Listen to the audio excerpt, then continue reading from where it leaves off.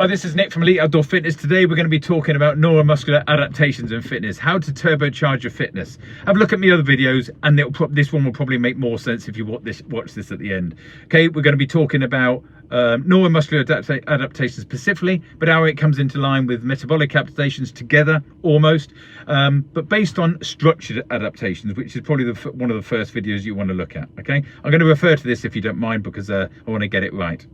So we've already done the structured adaptations, which can take months to years to build a good base of structured training. Okay, it doesn't mean you need to be doing this all the time, but you're always coming back and referring to this time of structure. You're doing 6 months of training, 3 months is specific to this. Okay, this is easy stuff, zone 1, zone 2 type of stuff, before you go into zone 2, zone 3, zone 4 and zone 5, or lactate threshold efficiency work and VO2 max type sessions. Okay, you're building the bones, ligaments and tendons, and capillarization to bring about that blood flow, etc.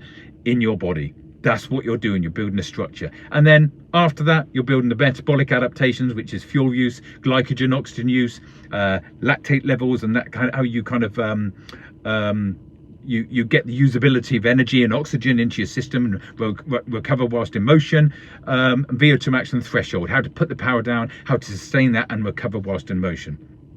And then we've got the neuromuscular adaptations that are happening at the same time. This is why that when you go to the gym with Elite Outdoor Fitness, you're doing hinge movements, you're doing deadlifting, you're doing certain type of exercises, but you don't necessarily increase that to build your strength and power up at specific times in your journey of your fitness journey or your training program, because we're trying to build neuromuscular adaptations. Dink, the synapses, bang, we're off. Tap into that energy system. We're hugely fatigued. We need to tap into, we need a transition when we get to the top of the fan of going uphill and then downhill into like the different twitch and fiber muscles, and how we utilize the energy for that, and how we can clear the lactate, etc, etc. This is a brain to a neuromuscular connection, and that you can train that. Okay, and for the most part, most of you are, but you want to specifically train that.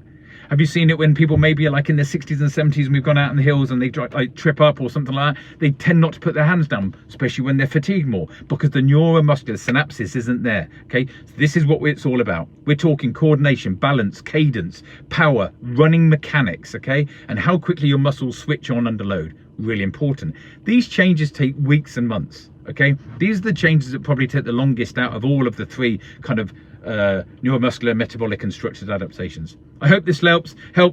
It does come in line with all the other videos that I've kind of put out regarding this, so have a look at them. Any more information, then come and join us at Elite Outdoor Fitness. Thanks.